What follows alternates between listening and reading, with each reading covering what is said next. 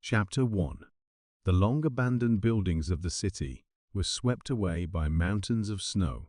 There was not a soul around, except for a guy walking alone towards this city. He exhaled and then covered his face with his jacket as he continued to walk through the snowstorm.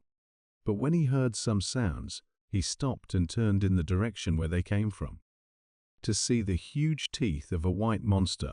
But this monster was not alone. It was a whole flock of hungry monsters, creeping ever closer to him with a terrible growl, sparkling with their red eyes. The monsters stopped right next to him, growling menacingly and preparing to attack. He frowned, quickly realizing that they wouldn't get rid of him that easily. And turning, he headed towards them, taking the sword more comfortably in his hands. His expression remained indifferent. It seemed that he was not at all afraid of the thought of death from the clutches of these monsters, as if he was confident that he would defeat them. The guy exhaled again, preparing to take the fight. The monsters attacked him with a loud roar, surrounding him from all sides. He pulled out his sword and, swinging it with a loud cry, immediately killed one of those who got too close to him, while simultaneously cutting off the paw of another. Looking out of the corner of his eye at the first fallen corpse, he did not dwell on it, cutting apart the remaining monsters, who together attacked him despite his resistance. After some time, the field was strewn with the corpses of monsters, and the snow at the battle site turned red with blood. But the guy did not pay attention to this. With quick movements, he finished off the remaining monsters, who now did not even have time to resist him with anything. The guy hit the last monster on the head with his sword, and then, breathing heavily, pulled it out with a loud sound. He was already feeling relieved when suddenly a huge white monster appeared in front of him, in appearance and loud growl. It resembled those monsters that the guy had just killed. He stared at him in shock, holding the bloody sword in his hands. The monster had not yet made any attempts to attack the guy, but his terrible roar indicated that he was not at all friendly. The guy was still looking at him, wondering how best to get rid of him. He threw the sword to the ground and, reaching behind his back, pulled a pistol from his belt. Looking confidently at the monster's wide-open mouth, he exhaled again and pointed the gun straight at him, pulling the trigger without hesitation. The blue field, surrounded by energy of the same color, quickly rushed towards the enraged monster. The guy closed his eyes, trying not to look at the raging bright blue energy, remnants of which even curled around his feet.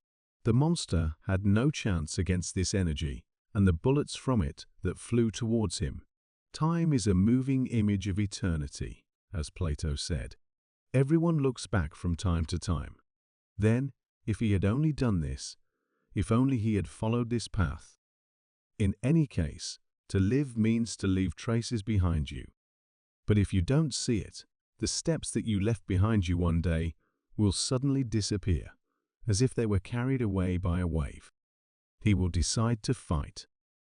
It was just an ordinary sunny day, which he, along with the rest of the staff, spent listening to instructions at the Tova Research Institute.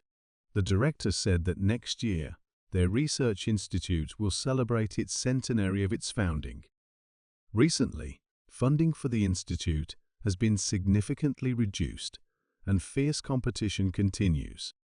However, he hopes that they will continue to work on research with greater enthusiasm and revive the Towa Research Institute. Among the silently listening employees, there was a guy with his head down, sleeping soundly.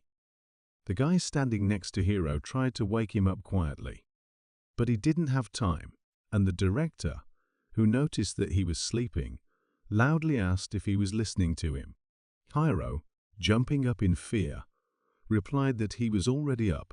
Noticing the angry director opposite him, he awkwardly wiped the saliva from his chin and wished him good morning, to which the director angrily asked him what he was talking about.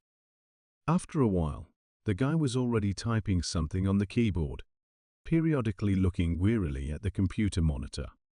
Out of the corner of his ear, he heard someone behind him say that he was a real disappointment. But he didn't answer, silently listening as the two employees continued to say what a mediocrity he was. Hearing the director call him, he turned in his direction and asked what he wanted. He ordered to follow him and turned around, moving further and further away from the surprised guy. After some time, they came to an old laboratory, which was mostly filled with boxes of things. Hiro, stuttering, hastened to apologize for the incident to the sitting director. Without saying anything, he looked at him sternly, which made Hiro feel more awkward, and he said nothing more, humbly lowering his head. But when he heard the question whether it was because of the dissertation, he immediately raised his head in surprise, without answering anything. The director, leafing through the sheets of paper lying on the table, said that he had looked at the report that he had given him in the morning, and it was amazing. It contained some rather interesting hypotheses. Hiro scratched his head in embarrassment and thanked him. He continued, ignoring the gratitude, saying that he had been working since the morning. Hiro told him that he had been up all night, but he didn't think he would make the edit so quickly. Hiro replied that he had no specific thoughts about the report. The director attracted his attention and asked him to take a close look at this unfortunate laboratory. He did just that. It was an outdated laboratory. In the past, in the field of advanced space science, they were in first place. Hiro interrupted the director and said that he knew this. But after thinking about how it looked, he scratched his face in embarrassment and said with a smile that he had read an article about it. There they studied particles, neutrino oscillations, and also a time machine. The director said that he wanted to say the same thing about the time machine. Hiro fell silent in surprise, listening to what he had to say. The director continued, lowering his head and clasping his hands. To be honest, he talked too much this morning. Now is not the age for him to dream. He sacrificed his sleep and poured his passion into research. This laboratory stood for 100 years, and it will remain the same for the next 100 years. If a time machine really existed, he did not finish his thought, switching to another. There was still plenty of things he wanted to explore, things he would like to repeat if he could go back to that time. The guy left the university, heading towards the exit. By that time, it was already getting dark. He turned to the university. A time machine could really be a good project. If this time machine can really be created, this is definitely what he wanted to see. After some time, the guy was sitting on the curb, waiting for his girlfriend, and calmly looking at his phone and not really paying attention to the people passing by. Hearing someone call him, he turned his head in that direction to see a girl running towards him with a smile, asking how long he has been waiting for her. Her name was Chikimura Emma. He joyfully raised his hand and greeted her back, after which the two of them headed home along the streets of the night city. The girl looked intently at the guy, and in response, he embarrassedly asked what she wanted and what happened, but he fell silent in surprise when she noticed that he had dark circles under his eyes and asked if he was doing his research again. He scratched his head in embarrassment, confirming her words. Emma said that she thought so, to which Hiro replied that it was thanks to her that he slept like a real idiot again. Emma did not answer these words, telling him to tell her the time. He asked in surprise what time it was, to which Emma winked with a smile and replied that she would wake him up starting tomorrow. He embarrassedly refused. In his opinion, everything was fine anyway. But the girl did not accept refusals, saying that she had already said that she would do it. And she thinks his strength is that he takes his work seriously. That's why she also wants to be useful. Hiro didn't answer anything, with a joyful smile, a little embarrassed listening to what she said. And even when she fell silent, out of admiration, he could only say her name. This girl's name was Chikimura Emma. She and Hiro met in a research group at university. Now she worked at a major research institute, unlike him. She is beautiful and kind to everyone, talented and ideal girl. It's hard to believe, but she is his girlfriend. Closing his eyes, he plunged into memories of the events of 4 years ago. About how he and Emma went to the aquarium.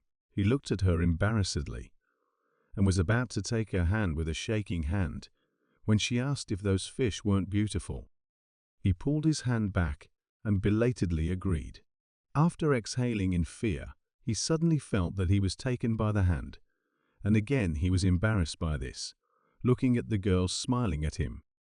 They stood by the aquarium and silently looked at the fish, holding hands. He deservedly considered that moment the best in his life. By the time he finished remembering, they had already arrived at the restaurant and sat down at a free table, slowly absorbing the orders they had brought. Emma said that she was invited to Germany to listen to lectures by Dr. Rummenig. There was already puree soup, rice with meat and salads on the table. The guy asked if these lectures were from the field of quantum mechanics. She replied that it was so, and she offered to test an interesting hypothesis about wormholes together. Hiro said in admiration that this was amazing. Emma wanted to ask about the meeting, but Hiro interrupted her, saying that it was surprising, but he knew nothing about it. Even if they ever break up, he will always live with these happy memories. They were already leaving the restaurant, thanking them in a friendly manner and answering that they would come again, in response to wishes to come again. Suddenly, Hiro asked the irritated girl to wait because he forgot something and walked back into the building, heading to the toilet.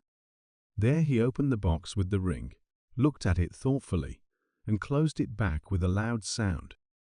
Nervously forcing himself to pull himself together, he began to wave his arms in order to at least overcome his fear of doing something. Proposal to a girl. Ring box in his pocket. Hiro, look at them too.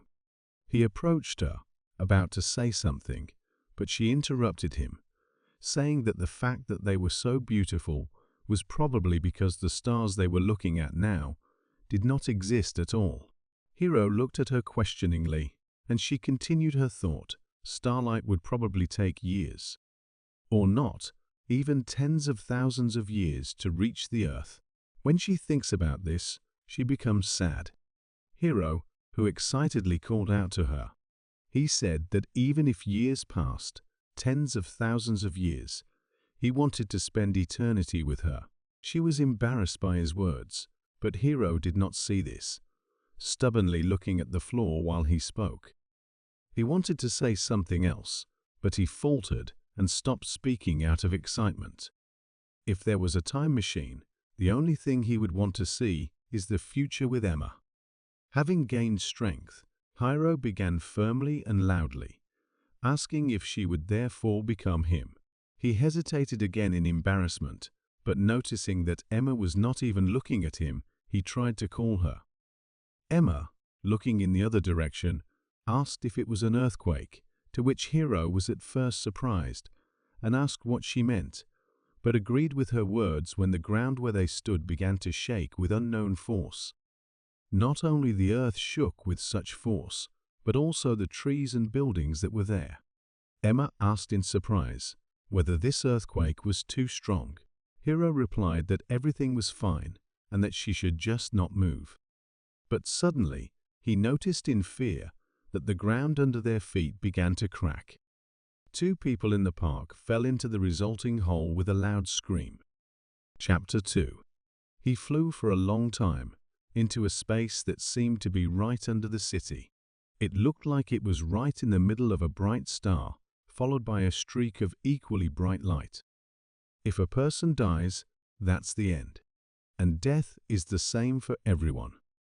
Hiro flew upside down, closing his eyes and wondering if this would be the end if he died like this. Remembering Emma and how he wanted to be with her all his life, he hoped it wouldn't end like this. He fell on something hard, and with his eyes wide open in surprise, he wondered if he had died. For a couple of moments, He just lay there in silent shock, unable to fully assess the situation. But then he stood up and looked around, did not recognize the building. And most importantly, Emma was not there. When he realized this, he immediately jumped up, starting to scream loudly in panic, calling for her, hoping to find her. Hiro quickly calmed down when, getting up from the floor, he realized that he was alone in this cell. But his shock never went away. He looked around. There were bottles of water and canned fish on the shelf, but there was nothing else edible. He didn't understand what kind of place this was or what was going on. Turning his head, he noticed a dark silhouette out of the corner of his eye, and turning around completely, he screamed in fear, not immediately realizing that it was not a monster, but a drawing of him. But when he realized it, he asked in fear what kind of garbage it was and what happened. The drawing of the monster looked creepy, even without the drawn details. But this was not the end. This is just the beginning of a long journey. The guy tried to force himself to calm down, silently telling himself to calm down and remain calm. He turned his head and saw a red ring box lying on the floor. Looking at this box covered with red velvet, he remembered that, on the way to Emma's house, he wanted to propose to her, but an earthquake began. Suddenly, he was pierced by a guess. If it was an earthquake, then he was really in the other world. Thinking about this, he looked around again, looking at the shelf with canned food and water. He turned his head in the other direction, this time noticing with disgust the old moldy toilet. He raised his head up, saying that this couldn't be true, when suddenly he was surprised to notice, above his head, a staircase leading somewhere upward. Despite the fact that this ladder was already rusty, he began to climb up it, although he did not know what was there. He guessed that it was something like an underground shelter, and someone created it, but he still didn't understand why this all happened to him. But anyway, he'll find out if he comes out. He opened the door leading outside of this bunker, but when I got out of it, I saw only desert sand. The wind, which carried particles of debris and sand, shook the hair of the shocked Hiro. He couldn't believe it. This simply couldn't happen.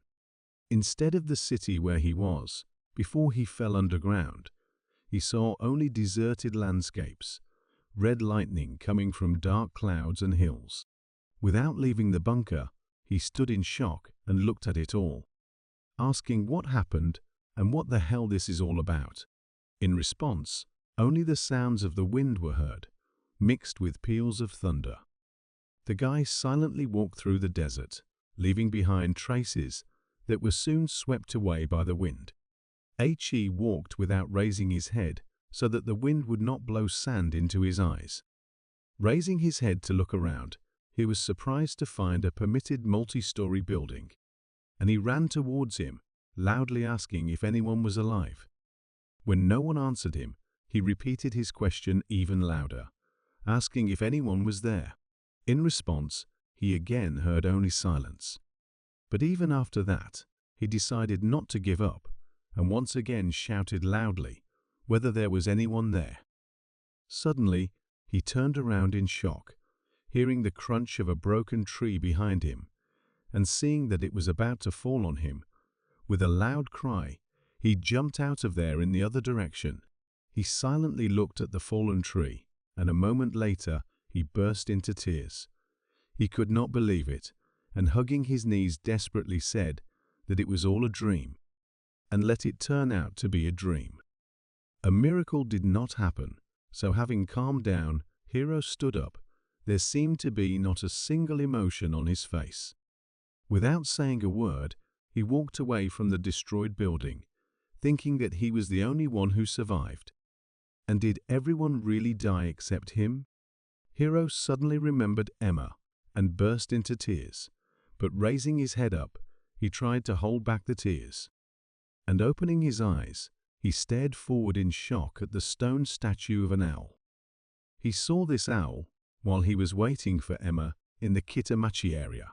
And this meant that the Kitamachi district was located there, and that meant there was a research laboratory there, and it was definitely located about 2 kilometers from the statue. He ran there, hoping to find at least something there. He ran to a building on which stood a large clock in the form of some kind of mechanism and stood in front of it, trying to catch his breath. Hiro, breathing heavily, said that perhaps Dr. Miyashiro and the others were there. But having walked further and looked around, he said that, as expected, there was no one. And the research done so far, everything was destroyed. He looked in surprise to the side where some kind of light could be seen under the rubble in the darkness. And coming closer, I discovered a glass box, surprisedly asking what it is and whether it was here before. It seemed that in the glass box there was a weapon that looked like a pistol, but he did not understand why the pistol was in such a place. Hearing a loud sound, the guy turned around and asked in fear who was there. Something flashed between the rubble, right before his eyes. Hiro immediately rushed after him, saying that thank God that he had finally met people. Running past one of the debris, he stopped, noticing something out of the corner of his eye. But when he saw that it was not a person, but some unknown creature, he stood rooted to the spot. This creature, with one red eye in the middle of its forehead, growled terribly, turning around and now looking straight at Hiro. The monster wanted to bite him in half, but came across a stone barrier. Having bitten it, he created a strong explosion, from which Hiro was thrown to the side. He looked in shock at the monster, who was staring back at him with pieces of rocks in his mouth. Having come to his senses, he stood up from the ground and, screaming in fear, ran away from the monster that was catching up with him with a loud roar. He ran, trying to understand what the hell this was and what kind of monster it was. Turning around, Hiro saw that the enraged monster running after him had accelerated. With a loud cry, he also accelerated, no longer looking back. Suddenly he noticed the very glass box that could become his salvation. He turned sharply in that direction, trying to run to the box faster than the monster behind him. The monster lunged towards him again, but Hiro quickly dodged its teeth, because of which he missed again, in front of the guy's eyes, biting through the rubble of the building and that same box, from which the gun fell out and rolled on the ground, stopping right at Hiro's feet. He immediately picked it up, standing firmly on his feet, looking straight into the eyes of the monster. But after a moment, remembering that he didn't know how to use it, he began to twist it in different directions, in a panic, trying to find some kind of instructions. Taking advantage of his hesitation, the monster attacked, knocking the unsuspecting guy to the ground. From the force of the blow, he dropped the pistol from his hands. But Hiro had little time for this. With both hands, he tried to hold the head of the monster, which used all its strength to get it away from itself. He didn't know how long he would last. His previous plan had gone down the drain. Very quickly, his strength began to leave him, which is why the monster's mouth became closer and closer to him, and green mucus from the monster's mouth began to flow down his face. Accidentally pressing his finger on the monster's eye, he forced him away from him with a loud cry full of pain. The guy looked in surprise at the loudly screaming monster, but quickly came to his senses. He wasted no time, jumped up from the ground and rushed to the pistol so that he could pick it up and immediately shoot at the monster. Blue light began to form from the barrel of the gun in the guy's hands. These were not ordinary bullets at all, but as if created from a different matter. A stream of energy from the pistol, creating chaos around itself, flew straight at the monster. When the guy came to his senses, he discovered that he had been thrown to the ground by a ricochet. But it didn't surprise him that much, as if the monster had disappeared. He looked around in fear, asking if the monster had died. Not seeing anyone, he lowered his head, looking in surprise at the pistol in his hands. Raising it up, He began to examine it, not understanding what kind of weapon it was. Chapter 3. As night fell, the storm subsided a little, but there was no thunder or lightning. The exhausted guy walked through the desert, taking a pistol with him. He didn't know how much time had passed, but noticing that it was already getting dark, he sat down to rest by a small stone. Exhaling tiredly, Hiro silently looked at the gun again. No matter how many times he replayed the events of that day in his head, he could not understand what was wrong with this gun, and what kind of monster it was. Raising his head, he shouted loudly, asking what this place was all about. Hearing some sounds in response, he jerked in fear. And then he looked at the place where they came from. Hiro shivered from the cold, rubbing his shoulders with his hands. He loudly asked who was there. And without waiting for an answer, he jumped up, running towards that direction. Without ceasing to shout and ask who was there, he ran to another destroyed, empty city. Looking around in despair, he screamed again, begging to be saved. But without hearing an answer, he ran on again. Once he hated the noise of the big city, this sound was disgusting to him. And once upon a time, he even wanted to be alone. I wanted everything to disappear. The guy continued to run with all his might. However now, left alone and remembering his desires, he realized one thing. Having reached the next city, Hiro stopped to catch his breath. He looked into the distance, mentally imagining how long he would have to wander like this. But when he heard some sounds, he lowered his head down and saw creatures that looked like rats, but they were not rats. They only had 2 hind legs, a body like a Tyrannosaurus rex, and large, sharp teeth. A moment later, this creature noticed him too. As soon as this happened, all the many creatures that were under the rubble, as one, turned towards Hiro, who backed away in fear and then turned and ran away with a loud cry. In a world where he is left alone, there is no hope. All that exists there is endless despair. The sun had already begun to rise, but among the ruins in the endless desert, its sunrise did not look beautiful. A clock from some mechanism showed that it was 1001 days then. The guy hiding in the corner of the ruins raised his head. And thinking that these creatures left only at sunrise, he went outside and looked around again. His haggard face and circles under his eyes betrayed his extreme degree of fatigue. Not seeing anyone, he walked heavily, holding his rumbling stomach, and moved on. Nothing had been decided for him yet. Having reached a small stream, he lowered his head and began to swallow water in large sips. Having drunk, he pulled away from the water and wiped his face, looking at his exhausted reflection in the water. He was left alone in a destroyed world and did not know what to do now. All he could do was just move forward, hoping that someday he would find someone. For a moment, he saw Emma in the reflection. Remembering her and the fact that she apparently died, his face instantly lost all color. He came to the permitted chapel, near which lay its knocked-down dome with a cross, and he looked carefully at this cross, wondering how best to remove it. After some time, he piled up a pile of stones in the desert and inserted a cross there, and then he folded his hands in prayer, silently praying for Emma, Dr. Miyashiro, Mom, Dad, and everyone else. All the dead people, so that they could all rest in peace. Having done this, he walked away, moving further and further away from the erected cross. He walked during the day, with the onset of night trying to reach destroyed settlements and hide in destroyed buildings from monsters.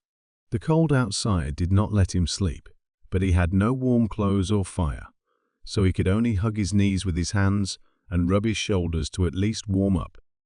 Suddenly, he heard a sound and looked fearfully into the gap in the wall, trying not to make unnecessary sounds.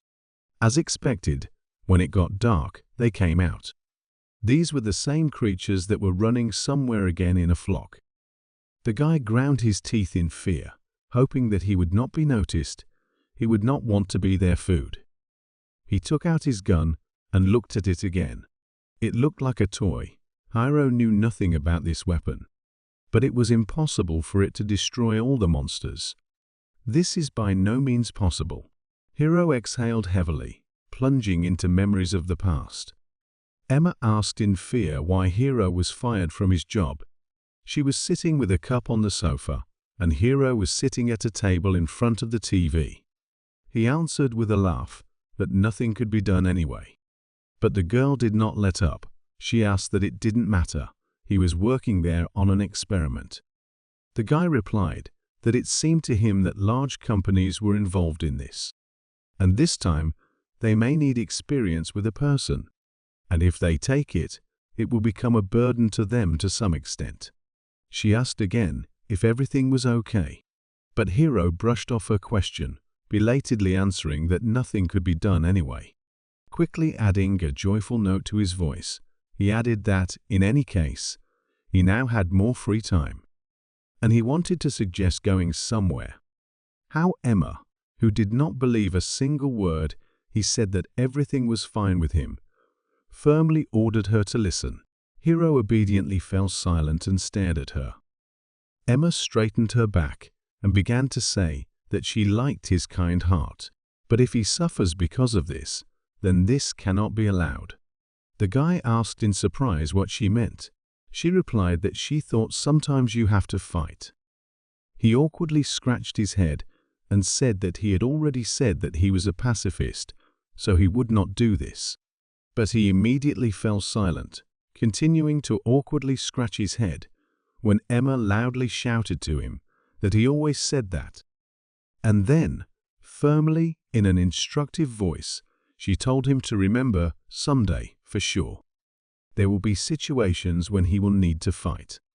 Absolutely, and he will have no choice but to fight. The guy returned to reality from his thoughts, and still trembling, looked at the horde of monsters that were not going anywhere. But without doing anything, he shook his head, trying to drive away unnecessary thoughts. Then, pursing his lips, he silently stared at the floor, thinking that Emma, if she had seen him, she would have been disappointed or even angry. Most likely, it would be nice if she were around now. He looked up at the sky, where it was already beginning to get light. The monsters, as expected, hastened to hide in their lairs, away from the sunlight. Day 1002 has arrived. Morning has come again. Nothing has changed. If the days repeat each time, what will happen in the end? With these thoughts, a guy with huge bruises under his eyes climbed onto a small hill. Looking around in search of food, he noticed some kind of bag and immediately rushed there. And getting down on his knees, he untied him and took out a sealed can of canned food. It didn't say what kind of canned food it was, and he didn't need to know what was in there. He just wanted to survive. Therefore, quickly opening it, he, without ceremony, quickly threw its contents into his mouth. He didn't know if he could change this world. Far from his beloved Emma, in a world where there is no one, Hiro headed further, but suddenly the thought occurred to him about whether, in this case, there was any point in living on. He stopped, a sudden realization hitting him that made his face devoid of all emotion. There really was no point in living anymore. The next night, it started to rain, so he hid in an abandoned building with a concrete roof. And he lay there with his eyes closed, laughing before that he couldn't even see the stars. He remembered Emma again, and it made him cry again. He stood up from the stone floor and looked at the gun. Now he had to make a decision. Hiro began to examine the gun, wondering whether death from it would be painful or not. And then, putting the barrel to his forehead, he ironically said that he would die like these creatures. Without hesitating, he said goodbye to Emma and pulled the trigger. The next moment, he was surprised to notice near him that same blue energy that did not touch him in any way, on the contrary, as if enveloping him. He shouted in shock, asking what it was. But immediately, the entire space where he was swallowed up by a bright light. A moment later, it turned into a small round clot of energy, and the rain continued to pour without stopping. When morning came, the surprised guy came to his senses, still holding the same pistol in his hands. He looked at him questioningly, and then, saying "What the hell, and why didn't he die?" tapped his head. Realizing for a moment what had happened, he furiously shouted that this was some kind of bullshit, and again put the gun to his forehead, aggressively squeezing the trigger. And, to his surprise, this time there was no shot. Then he tried to point it into the distance, saying that perhaps this is how he would like to work. But he didn't fire even then, which is why Hiro rightly believed that the gun must have broken.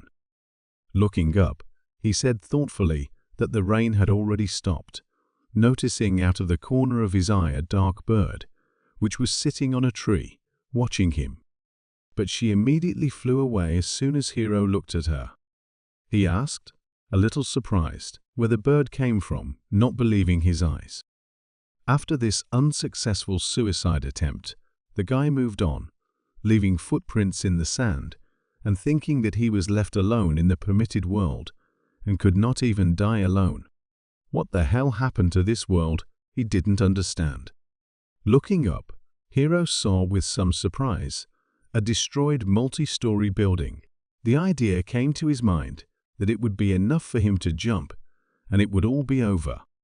After a while, he, having climbed onto this building, was already standing on the edge, looking down and forcing himself to jump, because everything would be fine if it ended like this. Raising his head, he told himself not to look down, but to look as far into the distance as possible. Suddenly, his eyes opened wide in surprise. There, in the distance, among the destroyed houses, stood a makeshift house. The roofs of this house are made of wood, on which huge cobblestones have been placed. The guy couldn't believe it. It was impossible for him that there were other people there besides him, because it's impossible for mindless monsters to build it themselves. Chapter 4. He shouted loudly that what he saw was definitely a house. Suddenly, the stones he was standing on began to break off under his feet. Noticing this, he hurried to jump away from this place and grab onto a nearby pillar before that place collapsed. Hiro had already exhaled with relief, but it was not to be. The pillar he was holding onto also began to tilt and fall down along with the loudly screaming guy. For some time, you could hear someone breathing heavily. A moment later, a frightened and heavily breathing Hiro appeared and began to climb back onto the roof. Quickly going down the stairs, he hurried to the place where he saw people. He couldn't believe that there were people there. People, besides him, in this destroyed world. Having reached the city, he slowed down and now walked slowly, looking around, saying that it was definitely somewhere there. Looking in front of him, he finally saw that very cherished house. Near him, bed linen was drying on ropes. There were dishes that clearly needed to be washed. And, most importantly, food was cooked on the fire, apparently meat. Seeing him, Hiro began to drool. He could not take his hungry eyes off them. And, as if spellbound, he walked towards where they were preparing, not immediately noticing the trap that he immediately stepped into, hanging upside down from a tree with a loud cry. Kind of garbage this is, starting to swing in different directions, hoping to remove this rope from himself before someone comes. A man appeared who, pointing at the surprise guy, cheerfully said that he had caught him, and taking out a knife, he asked himself if this was a happy, fresh game. Hiro ignored his words, glad that he had finally met a man. The man came closer and closer to him, fawning and asking what to cook with him. The guy turned and loudly asked the surprised man to wait. The man touched the blade of the knife and asked who would be waiting for him in this world. Hiro, however, did not pay attention to him and waved his arms in an attempt to maintain his balance, and then burst into tears loudly. The man with a smile asked if he was scared, but to his surprise, The guy burst into tears even more and said that he was so happy and was crying with happiness because he was actually not alone. He thought that he was left alone in this world. Having said this, the guy burst into tears even more in front of the surprised man, who did not expect this and now could not say anything. After some time, he approached him, and with the words that he did not know, but thought that the guy had suffered, he again took out a knife. Hiro fell silent, now looking at the knife in fear, asking what the man wanted to do. The man replied that although he didn't care, he would free him, and with one deft movement of his hand, he cut the rope.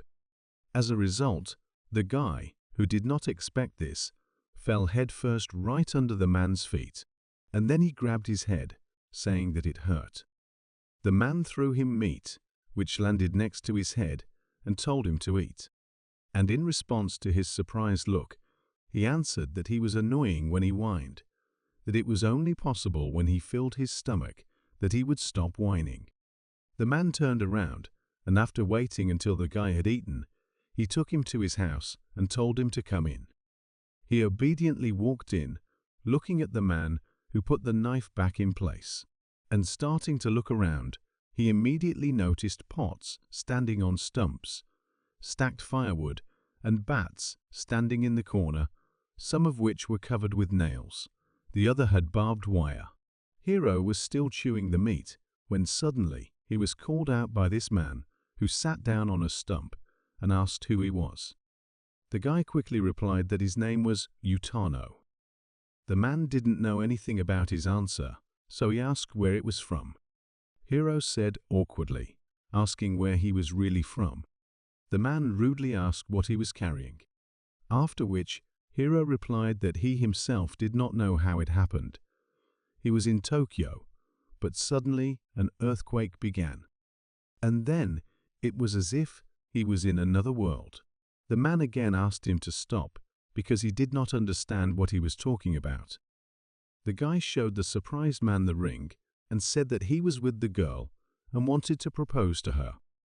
Suddenly, he jumped away from the man, reaching for the ring, holding the ring with both hands. The man did not react to this in any way, only saying that such a luxurious thing means nothing in this world. Hiro looked at him in surprise, thinking that now he couldn't say for sure that Emma was dead. He said this and looked out loud at the piece of meat in his hand, saying that in truth he was alive, which means Emma was definitely alive. And he asked me to tell him where they were. But to his surprise, the man only pushed him out of the way, telling him to get out, quickly heading towards the exit, and taking the bat, he went outside with a bloodthirsty smile.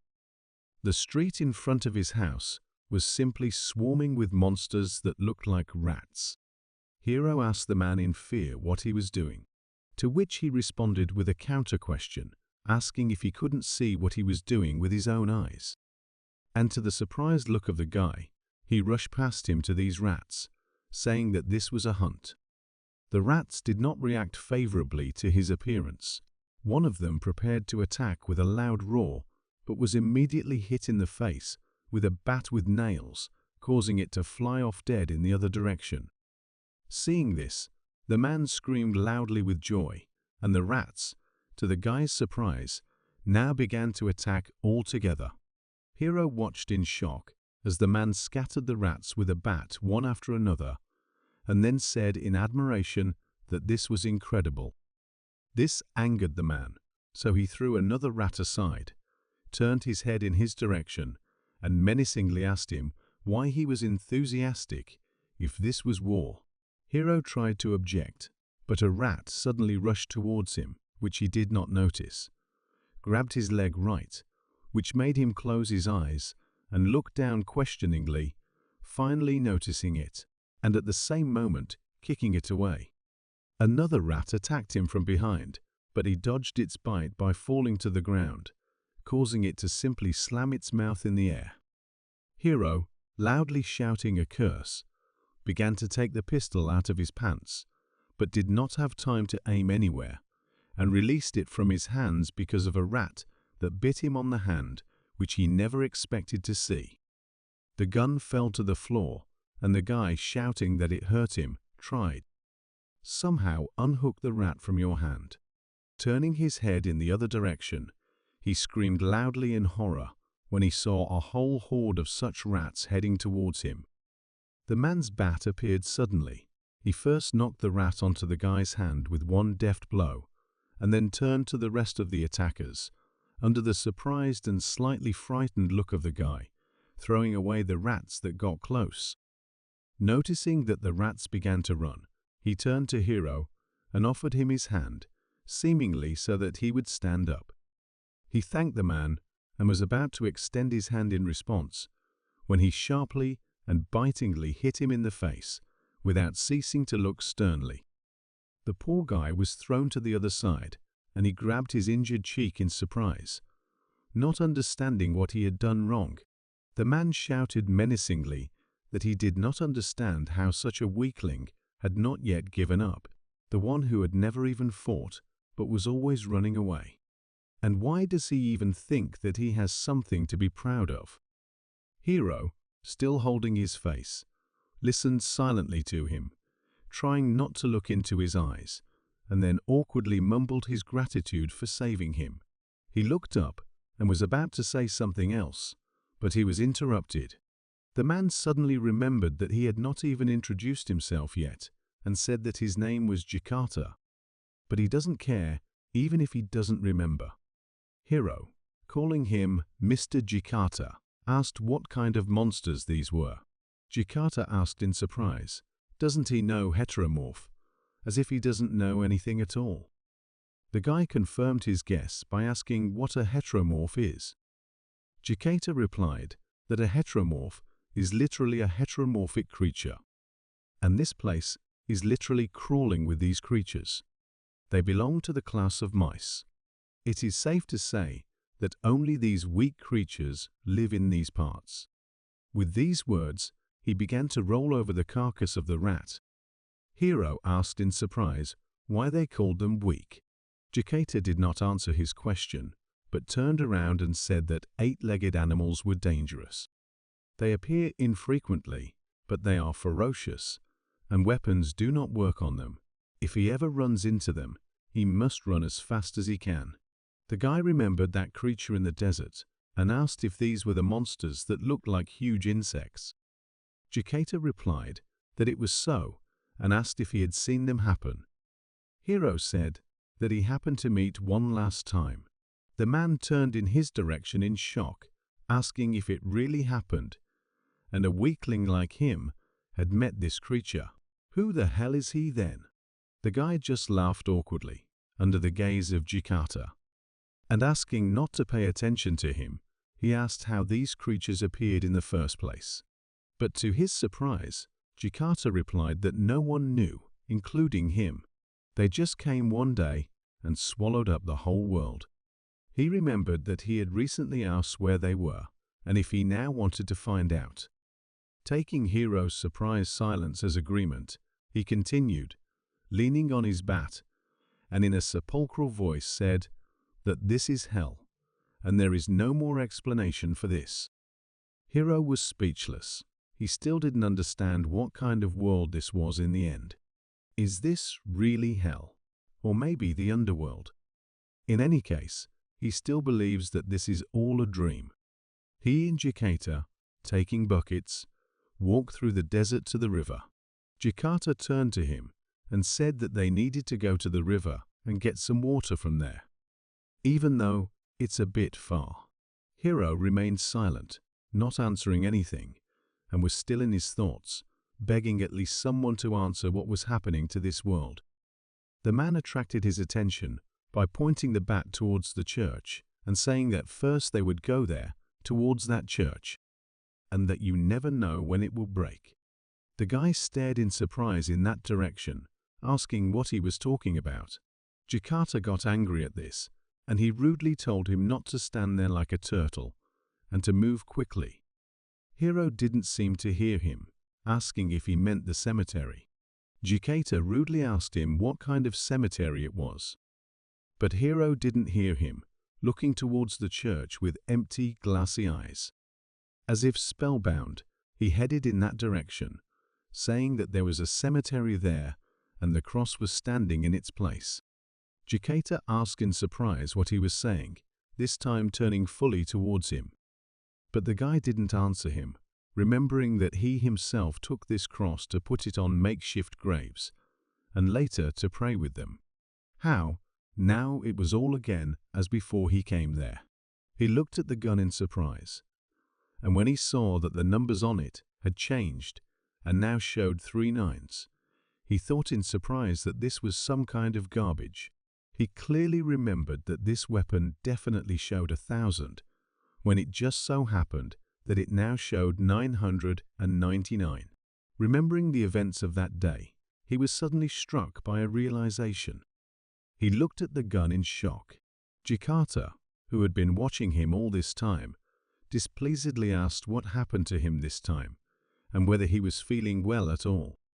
The guy couldn't answer anything from shock. He didn't understand why. It all seemed like the world had been turned backwards. Thinking about this, he seemed to freeze, devoid of any emotion. The storm began again, and the number on the pistol still glowed, 999. Chapter 5. When they finally reached this stream through the desert, Hiro told him why he had this condition, to which Jikata replied that he did not know what he was carrying. Recalling past events, he thought and said that he himself did not fully understand everything. However, this is still a strange phenomenon, so he thinks it's probably because that's when he shot himself in the head, and the force of the shot. Jikata interrupted him, telling him to wait, and he asked if he wanted to say that he had traveled in time. And now she also wants him to believe it. It's just some kind of nonsense. The guy thoughtfully replied that perhaps this really was nonsense. However, for him, such things, or rather, this world, seem more confusing and unreal. Jikata asked the surprise guy to give him the gun, and he said about this gun that travels through time. It's engraved on its barrel ES-707, and he asked if this was his name. Hiro replied irritably that he had already gotten it. What difference did it make, whether it was a name or not? Jikata, having received the pistol in his hands, examined it carefully, and then he tried to take a bite, immediately causing a frightened cry from Hiro, who was watching him. Ignoring him, Jikata said that he thought he was pretty tough for a toy. The guy, quickly calming down, asked if he really thought so, and said that when he used it, a strange light came out of it. He didn't have time to finish his thought when Jikata pointed a gun at him with a smile. Hiro, frightened, loudly asked him to stop because it was dangerous, and he rushed towards him, intending to pick up the pistol. Jikata, with a smile, moved his hand in the opposite direction from the guy, holding him in place with his other hand, saying that he wanted to use him at least once. But suddenly, even to himself, he pulled the trigger of the gun, from which energy immediately came out in the direction of the bucket of water, and upon reaching it, began to dissolve it, eventually making it disappear completely. When the cloud of dust created by this energy dissipated, the two people standing next to it noticed in shock that there was nothing left of the bucket itself, as if it had never been there, and it was not clear where it had gone, if it had gone anywhere. After some time, night fell in this place. Hiro sat and pulled the trigger of the gun, trying to shoot, but nothing came of it. He brought the gun closer to his eyes and said thoughtfully that it didn't work. If this gun is truly capable of turning back time, 999, perhaps this number represents time relative to the moment it began. He wondered if this was really the case, then today was the 999th day. When he first discovered it, it was 1,000 days, but still, only about 2 weeks had passed. Did time go back when he shot himself in the head? If you shoot once, can't you immediately repeat the shot? Maybe this sensor just shows the amount of charged energy? There was no exact answer to all these questions, but if so, then it's just amazing. The guy did not stop looking at the gun with a slight smile. If ES-707 has such power, then how and when it was created was still a mystery. As far as Hiro remembers, everything is correct. He found it in a glass box where their scientific research center used to be. He suddenly remembered the words of Dr. Miyashiro that if there was a time machine, and it really existed, he would do all the tons of things that he wanted to do and explore. Hiro wondered if maybe Dr. Miyashiro created this in secret. If so, perhaps something similar could be created in a small research center like theirs. This would be more possible if it were a large research institute. For example, the one where Emma worked. He was lost in his memories of the first time Emma told him about where she worked, when they were both sitting in the park and drinking drinks. Hiro asked in surprise if they really took her there, and Emma replied that he was right, and she was finally accepted there, and all thanks to him. But he did not pay much attention to his words, and enthusiastically said that this was wonderful, because the research area is not one of the leading in Korea, but this research institute is one of the best in the world. The girl smiled and thanked him. But the guy did not let up, saying that this was amazing, and that in this case, she would be engaged in advanced research. Research that no one has ever done before. Emma patted him on the shoulder with a smile and tried to cool his ardor, saying that he was exaggerating. Hiro countered by saying that he really thought so. She just laughed at these words, and with a smile offered to try together. He didn't even notice how he fell asleep behind these memories. Suddenly Jakarta approached him, and not hearing any response to the fact that he called him, with a loud cry, he kicked the sweetly snotty Hiro in the butt, ordering him to raise his butt and follow him. The guy, still not fully awake, rubbing his eyes in the hope of driving away the sleep, asked in confusion where to go. Jakarta turned his head to the side and firmly and succinctly replied that it was already time for the round. After some time, he and Hiro climbed onto the roof of some tall building, and Jakarta began to look into the distance, where it was already getting light, periodically distracted by biting off another piece of meat in his hands. The 1000th day has come again. Hiro asked if he was watching Heteromorphs, and Jakarta, who was silently chewing his meat, did not answer anything. But after a moment, I attracted his attention with words about what he was talking about, although he doesn't fully believe it. But if it's true, then this gun is an awesome thing. Hiro asked in surprise why this was so, because he himself saw how the barrel of water disappeared. Jakarta, scratching his eye, said that at his age, anything can be a dream because of his poor eyesight. It is possible that this too. Hiro, looking thoughtfully at his hand, said that this is not at all the form of a time machine that he imagined.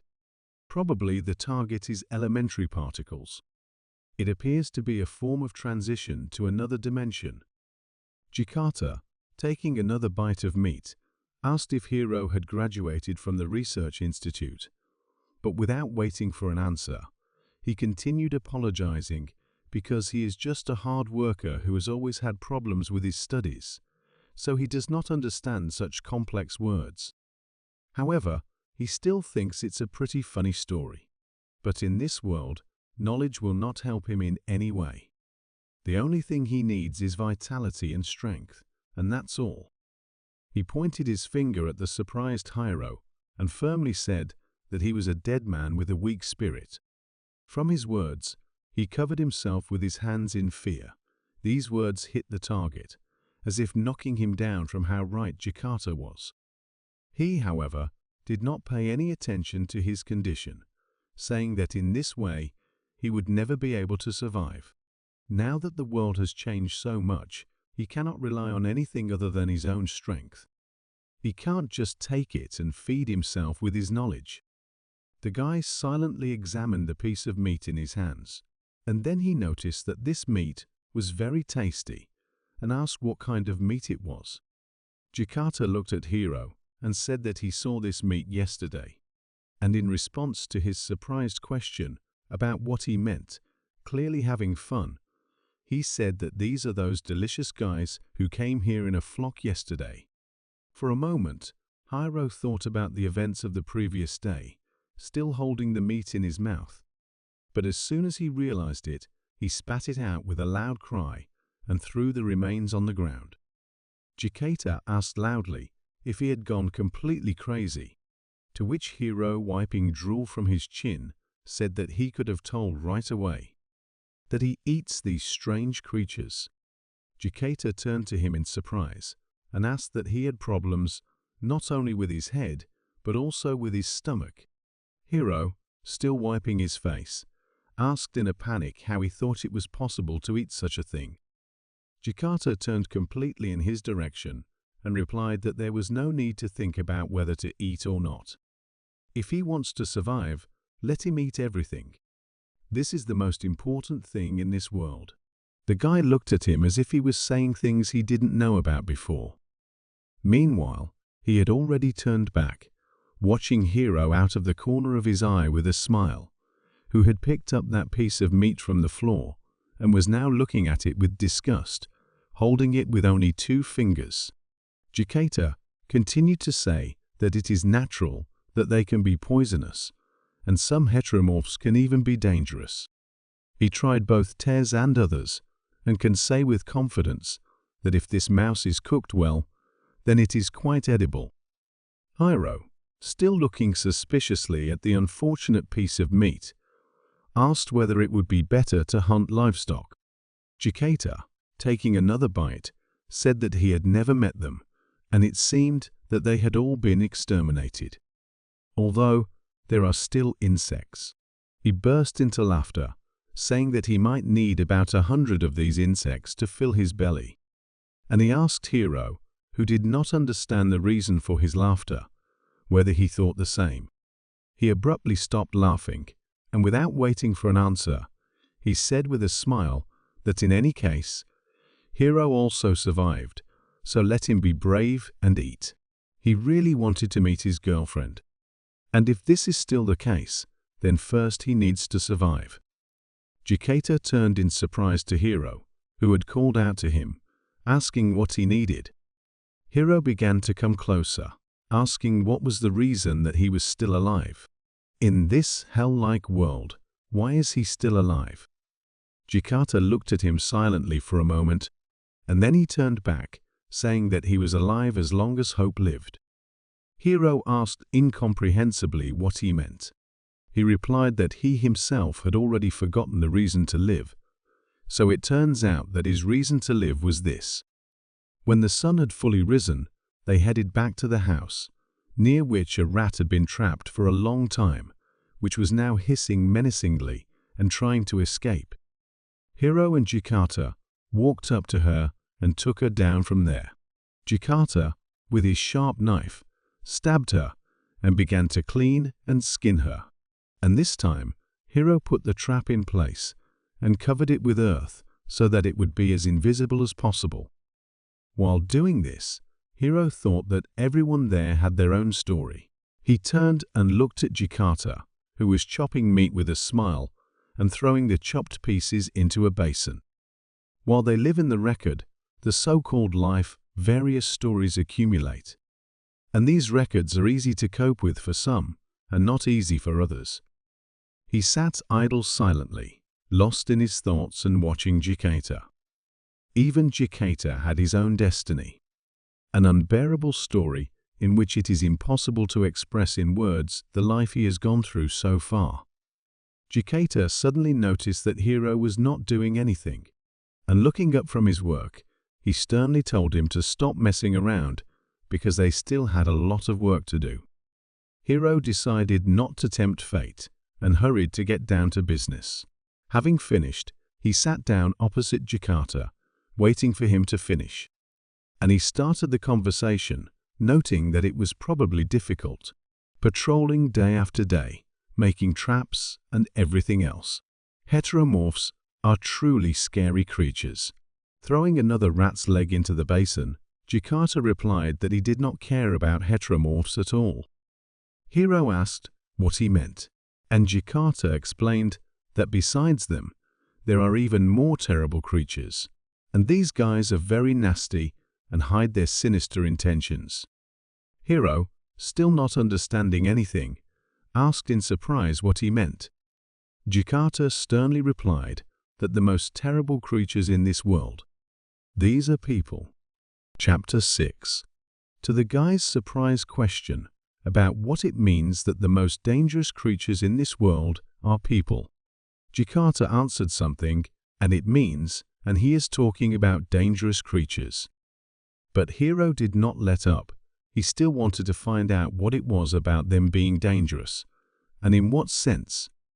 Jakarta, no longer distracted from cutting up carcasses, asked if he was the kind of person who follows all the rules and laws of life. And he warned that they don't have any laws there, and no one will say a word to anyone if he does something bad. Hiro asked again what he meant. The man did not try to explain, starting to talk about a completely different topic, and about the fact that people are very funny creatures. Even though the world has changed so much, there are people who are still trying to somehow fit into the old system. Realizing that his question was left unanswered, the guy jumped to his feet, asked to wait, and excitedly asked to explain what he was talking about. Jakarta also stood up, holding a piece of meat in his hands, deep in blood, and rudely said that he was saying that there are people who want to rule the whole world in a very inhumane way. Hiro was silent, listening to what he would say next. He continued, "There is an armed organization called Babylon. This is a group of people who claim to be the chosen ones.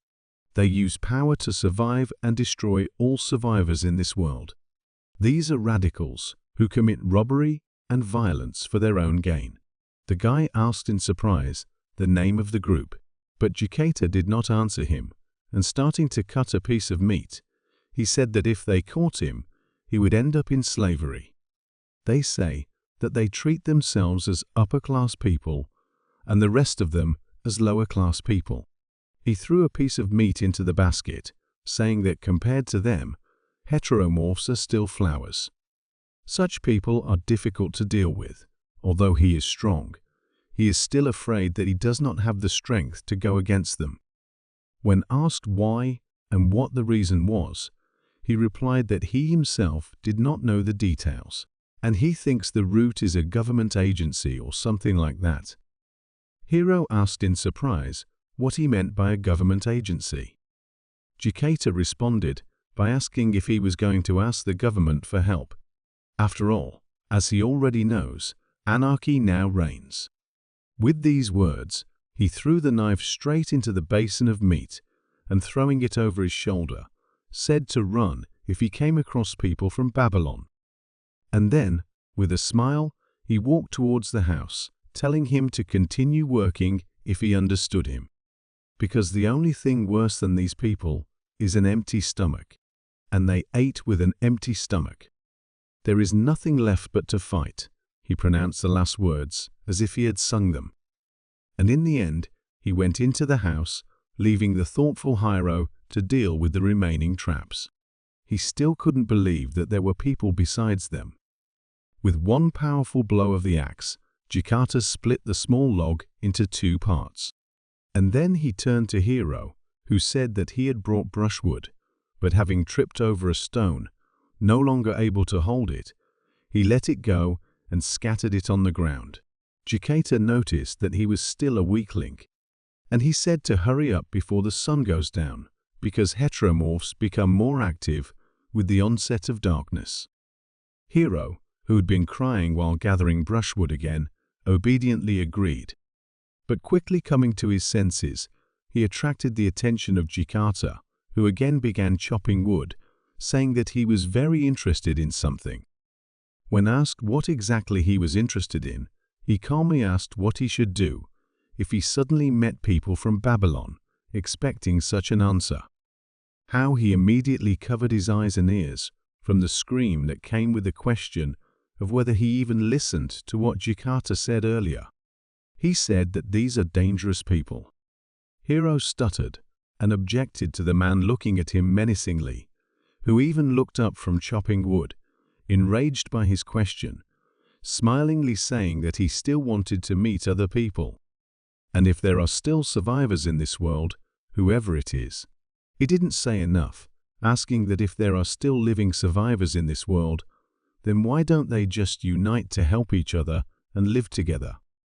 Putting his hand to his face, the enraged man uttered a curse and said that this is why he does not like stubborn people. He rudely asked if the guy thought he could just chat with them. He calmly replied that it was also impossible to live in complete isolation. Jikata, looking at him menacingly, shouted that he had already said that in this world it was either him or him. The guy objected, saying that he and he seemed to have become partners. These words calmed Jikata's ardor a little, but he did not answer. Hiro said that although they have differences in their thinking styles, but they are all people first and foremost, and shouldn't they do the opposite in such a world? Jikata's face became emotionless. He stuck the axe into the stump with all his might, thereby interrupting what Hiro wanted to say. And he threateningly told him not to be mistaken, because he never said that they were partners with him. Hiro looked at him in surprise, and seeing that he was going into the house, he called out to say something else, but he didn't even turn around, only saying that he was going to the toilet and went into the surprise guy on the street alone. After some time, Hiro again came to that small forest with dried trees and began to collect brushwood. Picking up an armful, he stood up, with the thought that Jikata could also be understood. He picked up another stick from the ground. Indeed, if there are such dangerous people, it is best to avoid them. However, Emma, is constantly in his thoughts. He thinks that no matter how the world has changed, people have not forgotten how to live, helping each other. And that's what he constantly tells himself. Raising his head to the sky, he mentally asked Emma if he was right.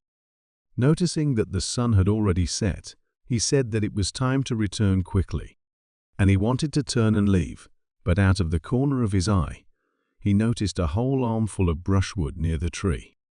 To which he immediately ran up joyfully, and with the words that Jikata would be happy, he began to take it apart, noticing too late the monster that was hiding there while he slept.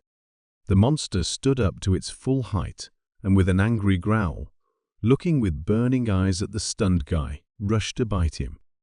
He wanted to quickly pull the trigger of the pistol, but to his horror, it didn't work because the monster covered the barrel with his paw, and grabbing his hand with its claws, quickly threw the guy in the other direction, causing him to drop the pistol again, under the gaze of the red eyes of a white, bony monster. The guy tried to reach him so as not to be left without a weapon. The monster, watching him, attacked again, and this time he rushed towards Hiro, who was not expecting another attack, being too busy trying to reach the gun, and he lifted him high by the leg, which made the guy scream loudly, stretching his hand down, still not losing hope of picking up the gun. The monster, not paying attention to his attempts to resist, threw him straight to the side, causing Hiro to bump his back right into a tree branch, with such force that his mouth started bleeding. The monster caught him by the leg again and threw him to the ground. This time, having fallen to the ground, he could no longer rise, watching helplessly as the monster came closer and closer to him, opening its mouth wide to devour him. Suddenly he heard shots, and closing his eyes, he saw that someone was distracting the monster from him by shooting at him with a pistol. He wanted to see who it was and what was happening, but his eyes closed against his owner's will, plunging him into darkness.